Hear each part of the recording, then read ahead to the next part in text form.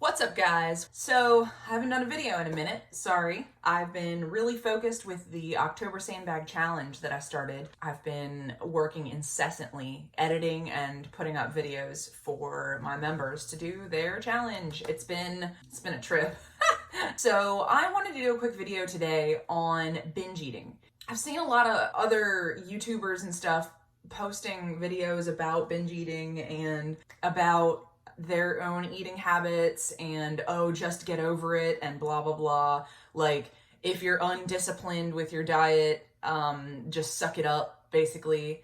And I wanted to speak to that because that's not really how it works. And I feel like that's an unrealistic view. I have dealt with binge eating disorder for a very, very long time.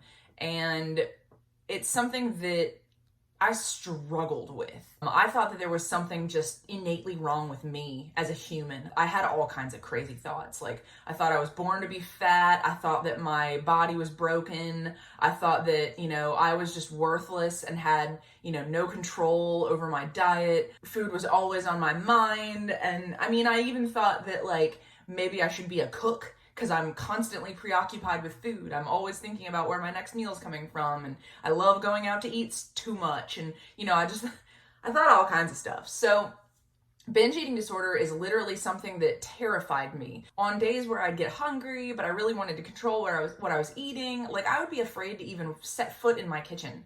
I would be afraid to open that one package of something because I know that if I opened it and took one bite, that it was going to be gone. And if I went into my kitchen, I was just going to fall into the fridge and eat anything, or fall into the pantry and eat everything. And that happened to me a lot. I really, really, really struggled with binge eating disorder for a very long time. So what I wanted to do is put together a video of techniques that I've used to overcome binge eating and to overcome the crazy narrative that would go on in my head in order to get past it. I would say 99% of the time, I don't binge eat. I don't have a problem with it. I can stop roughly when I want to. I'm not scared of eating anymore. I managed to maintain 50 to 70 pound weight loss. For starters, you have to get over the stigma of binge eating. You have to let it go. You may binge eat, but you have to stop thinking about it that way. You have to stop shaming yourself and punishing yourself for doing it. It happens. Women especially, we get hormonal around PMS time, and I don't know how it happens, but a jar of peanut butter and a spoon manifest in my hands every month. And it's just, before I know it, a third, maybe half the jar is gone. That's like 1,000 calories in one go. Or I trip and fall and end up at the local cake shop, whatever. Happens every month.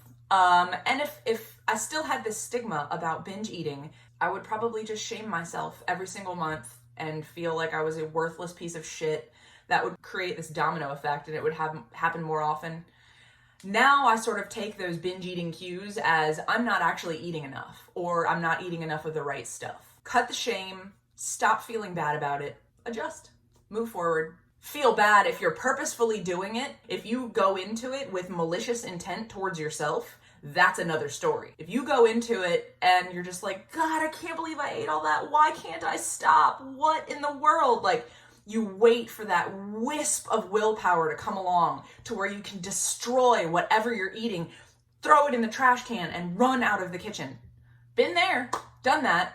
I can remember times where I literally had to set a rule in place that I wasn't allowed to eat out of the trash can. You are not allowed to go and eat out of the trash can. That is one of the only rules that I ever stuck to while deep in a binge. I would destroy stuff. I'd pour water on it. I would pour coffee grounds over the top of my food. You've got to take that shame away from it and take the stigma out of it. That's number one. Number two, if you feel a binge coming on, don't go out. Don't go out into the world. Don't make it worse. Binge on what you have at home. If you're gonna binge, it's gonna happen. You're not gonna be able to walk into this day one and say it's never gonna happen again. That's not how it works. I've been a personal trainer for almost 10 years now, but I'm smart enough to know that you can't just make this arbitrary no binging rule and expect to follow it. It doesn't work for me. It doesn't work for anyone else I know. This is part of what makes me rail against personal trainers, is they have these unrealistic and immediate expectations of their clients. I take a new client on and I say, here's where you are, here's where you need to be, here's how you get there, no fuck ups allowed. That's not real life. That is not real life, period. You have to limit the damage. Start by doing it at home. Have things around the house that you can binge on. Fruit, vegetables, meat, eggs. My binges are way, way, way, way healthier now than they have ever been because I don't go and get things. I used to go to 3 or 4 different places in order to satisfy my binge. I would go to Subway and I would get a foot-long double oven roasted chicken with extra cheese and all of the toppings except for their pickled jalapenos because I thought they were kind of gross. But then I would go over to Wendy's and I would get a large fry. And then I would go down to the cake shop and get a couple of desserts. And then I would swing by the Starbucks and get a venti mocha frappuccino. And I even at one point had an order in which I had to follow it so that by the time I got home, my frappuccino was not melted, my fries were still warm, my, oven roasted sandwich was still warm. I had a map to follow. People are that sick. I was that sick.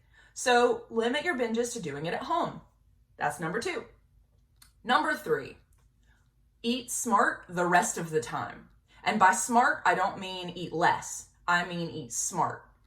Increase your protein intake. Increase your good fat intake. Decrease your carbohydrate intake.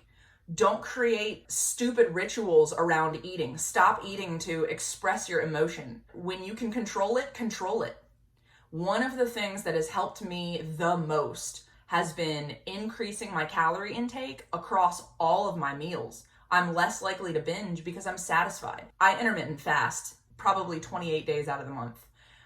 Couple of days a month, for whatever reason, I wake up hungry. But in the past, I'd been like, just suck it up. You'll be fine. Just don't eat, just hold off. And then what would happen is I would get way, way, way hungrier and way overeat because I don't seem to have whatever mechanism it is at the top of my stomach that says, stop eating now, you're gonna puke. No, instead I just keep eating until I wanna throw up. And I'm so uncomfortable that I can only lean back, gently caress my distended stomach. I prefer to intermittent fast, but if I wake up and I'm starving hungry and I know that, I'm not gonna make it until noon or 1 o'clock, I'm going to eat. I don't punish myself anymore, and I eat smarter at other meals. Another example of eating smarter at another meal is eat to satiety at every meal. No matter what your macros and your calories are, you have to make sure that you are mostly satiated at every meal.